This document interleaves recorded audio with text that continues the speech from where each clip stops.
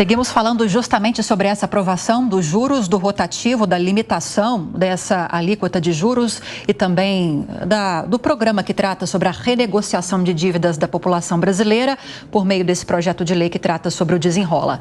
A gente conversa agora com o economista Jason Vieira sobre esse e muitos outros assuntos econômicos nesta quarta-feira. Jason, bem-vindo mais uma vez. Bom dia para você. Olá, bom dia a todos. Vamos começar pelo desenrola, então, que além de tratar sobre essa renegociação de dívidas da população, talvez o ponto mais interessante, digamos assim, seria justamente essa questão que trata sobre a limitação dos juros do rotativo do cartão de crédito. Segundo esse projeto que agora tem que passar pelo Senado, mas tudo indica que deve ser aprovado nesse modelo que foi aprovado na Câmara dos Deputados, caso as instituições financeiras em 90 dias não regulamentem essa limitação para esses juros do rotativo, aí vai valer a regra que foi aprovada já na Câmara dos Deputados, que permite o máximo de juros de forma a dobrar o valor original da vítima. Que é vítima, né? Da dívida. Quem tem dívida é vítima. Queria te ouvir a respeito disso. Qual vai ser o impacto tanto para os bancos, isso passando pelo Senado, e, claro, para a população brasileira que hoje ainda depende do cartão de crédito? Nós temos nestes modais de crédito, cartão de crédito, cheque especial não está ali na conta, nós estamos falando especificamente do rotativo do cartão. Talvez o modal de crédito mais fácil para as pessoas de baixa renda ou para as pessoas que estão ali com uma dificuldade financeira, dada, por exemplo, questões de SPC, Serasa, esse tipo de coisa. A questão agora da movimentação do Congresso, o problema da limitação, às vezes, de juros, não é que os juros no Brasil não sejam altos. Os juros no Brasil, eles beiram ao pornográfico, eles são excessivamente altos. O que nós chamamos do spread bancário no Brasil está entre os maiores do mundo. Nós temos um problema, obviamente, de concorrência. Isso só precisa ser discutido de maneira um pouco mais técnica e deixar os bancos, de alguma maneira, fazer essa provocação ao sistema bancário. É importante que isso aconteça, de forma a que isso também não limite modais de crédito. Ou seja, os bancos podem chegar a um ponto de que não valha mais a pena ter esse tipo de modal de crédito e simplesmente encerrá-lo.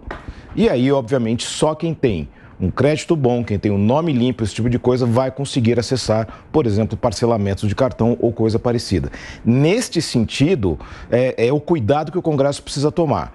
É importante que se haja essa discussão, os juros são muito elevados, esse spread ele é fora do comum, mas se fizer de maneira atabalhoada, a solução do sistema bancário pode ser simplesmente não ter mais o modal de crédito.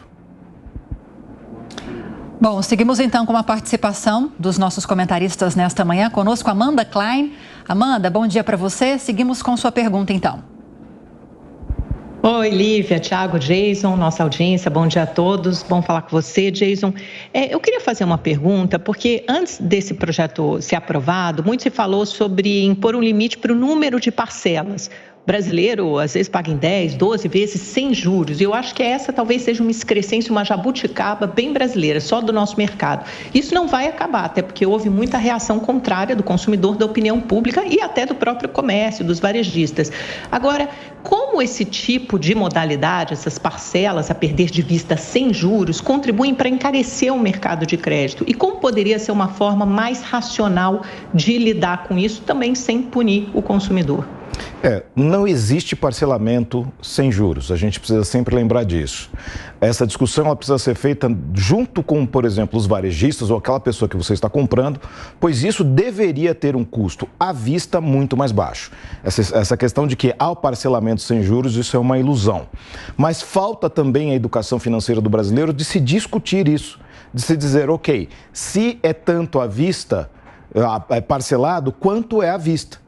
Poderia haver essa discussão, mas muitas vezes, dado o volume de crédito, dependendo da instituição financeira, ou dependendo eventualmente do varejista, vale a pena fazer esse parcelamento. O que seria interessante foi o que o presidente do Banco Central, Campos Neto, disse em relação à limitação, não das parcelas, e sim do quanto isso pode preencher a renda. Porque nós sabemos que endividamento não pode passar de 30% no total da renda da população. Ou seja, uma pessoa ela não pode ter mais do que 30% de todo o seu endividamento, não só do endividamento de cartão, limitado. E isso, obviamente, deveria haver uma certa limitação, não só da instituição financeira, mas também das instituições de crédito. Ou seja, se a pessoa, até certo momento, começa a ter dívidas maiores do que isso, aí sim ela pode não conseguir mais parcelar, não conseguir mais comprar, a perder de vista, porque muitas vezes o que acontece? A pessoa ela vai comprando parcelado e em um certo momento,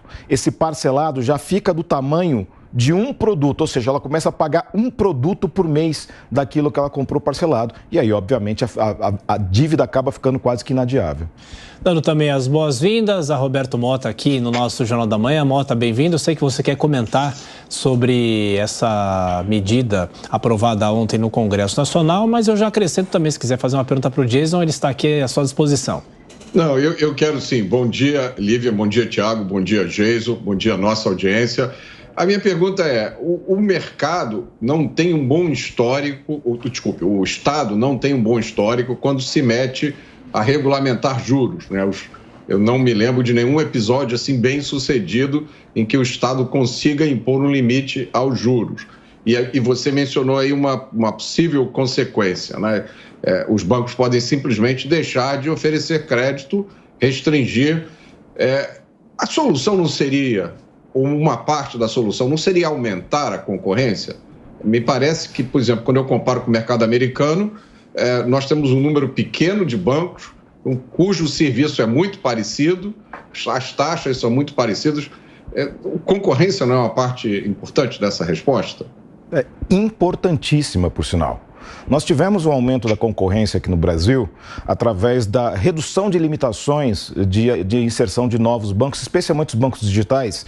Isso durante a gestão Temer e durante ali a gestão do William Goldfein no Banco Central. Foi importantíssimo que isso acontecesse. Mas ainda assim, o aumento dessa quantidade de bancos não foi o suficiente para que a concorrência melhorasse muito o ambiente. Melhorou o ambiente de maneira a reduzir, por exemplo, as tarifas bancárias. Essas praticamente foram eliminadas pela concorrência. Mas a taxa de juros não. Os jovens bancos, na verdade, eles parecem jovens tubarões, que quando sentem o gosto do sangue, digamos assim, que é o spread bancário, acabam também ficando muito felizes com ele e dificilmente, obviamente, abaixam os juros e fazem concorrência para os grandes bancos. Por isso que eu falei vítima sem querer no começo, você percebeu, né, Jason? Não foi à toa, estava no meu subconsciente. Queria te agradecer pela participação mais uma vez aqui no Jornal da Manhã. Seja sempre muito bem-vindo. Jason Vieira, economista. Obrigado, até a próxima. Até.